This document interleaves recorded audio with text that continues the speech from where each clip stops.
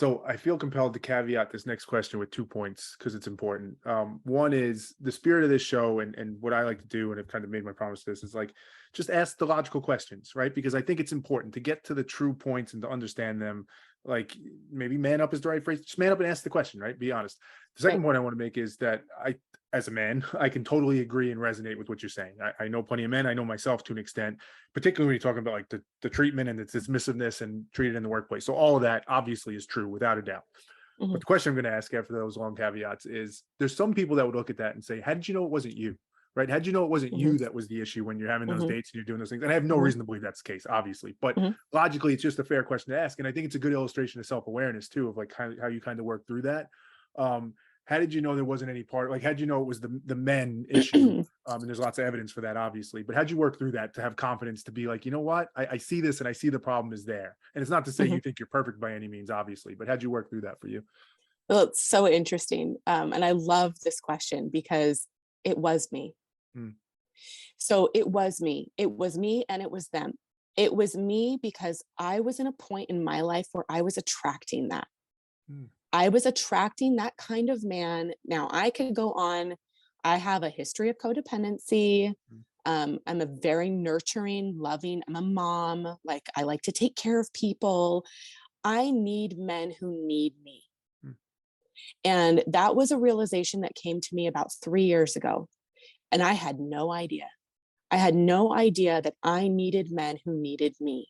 mm, And the reason I needed men who needed me was because when I'm needed, I feel validated as my own self awareness, right? This is my own self awareness coming in. sure. So it took me, 5 years of being single to realize I'm codependent.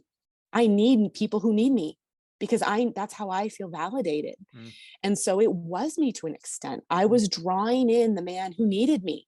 I was drawing in the man who valued those things about me. So like, you know, even when I was married, and this goes way back, right? Like when I was married, I did everything, everything, the laundry, the cooking, the cleaning, the kids. We had a rental property I managed. I worked full time. I had a side business as a makeup artist. I did hair and makeup for mm, weddings. That was my purpose back when I was married. I was working with women back then. Um, I had all of these things that I did all the preschools and the everything. I did everything because I thought that that's how I just would earn and deserve love. mm, And so in part of my own self-awareness journey was recognizing that I didn't do any of that because I wanted to. I did that because I thought that that's the only way he would love me. And I think that that's what happened to me in my dating life too. Oh yeah, sure, I'll work for you. I had dated a guy who was an entrepreneur. Yeah, I'll work for you. I was like his secretary, right? Yeah, you need me? Okay, I'll do that. Oh, you're not going to pay me? That's okay. You mm, need me, I'll help you, mm, you know?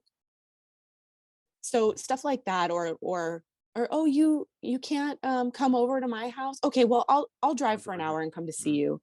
Yeah, I'll come spend the weekend. That's fine. I'll shove the kids off on my in-laws. It's fine. I'll come see you. It's mm, fine. You know what I mean? mm. Like anything like that, always sacrificing, always giving.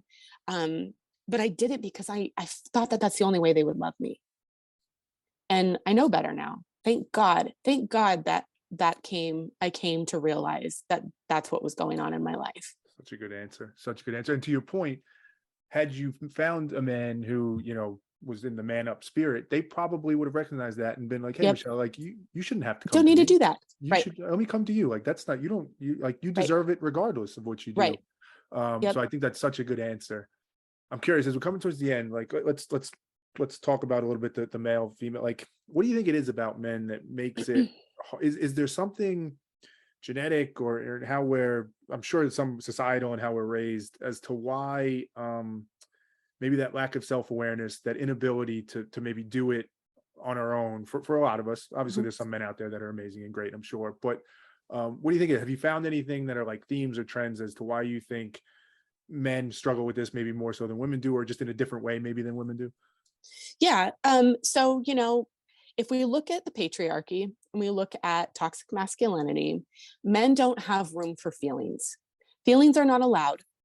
Um, Men are taught to be strong physically.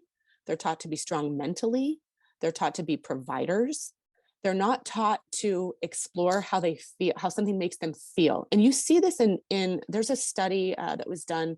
There's this book that I love that I tell everybody about. So I'll mention it here too. It's called, it's called How to Improve Your Marriage Without Talking About It. Hmm. And whether you're married or not, relational rules. It's written by Dr. Patricia Love. And it is so interesting. She references a study where she talks about how even at birth, newborn boys will not hold a gaze.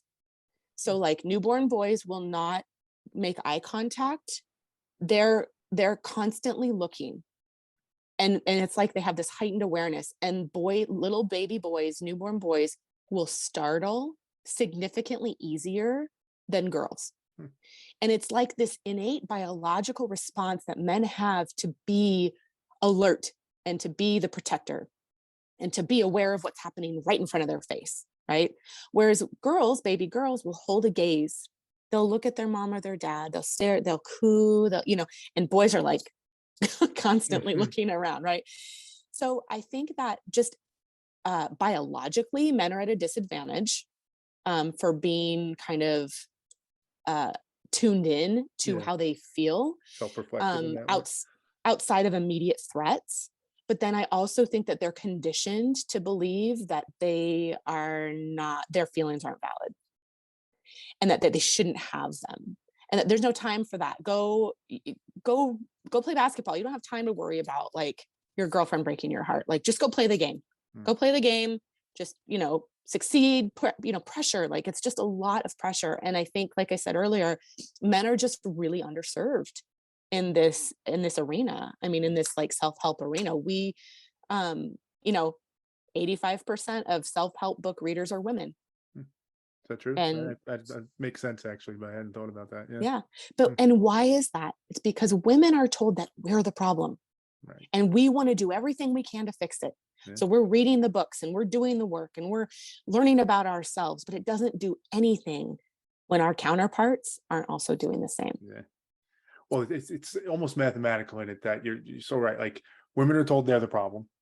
Men believe they're never the problem. It's something else. Like, I don't have to worry about that. I don't think about it. And it's actually in the middle for everybody. Like, everybody should look at it objectively and say, as beautifully as you articulated that story before, what part am I playing in this? What part is other people playing in this? And let's get to the truth of what it is. But as you said it, women maybe sometimes are more inclined to believe it's me that's the problem. Men are more inclined to believe like, I'm fine. I don't need to look into any of that and worry about any of it. Right. So, makes sense.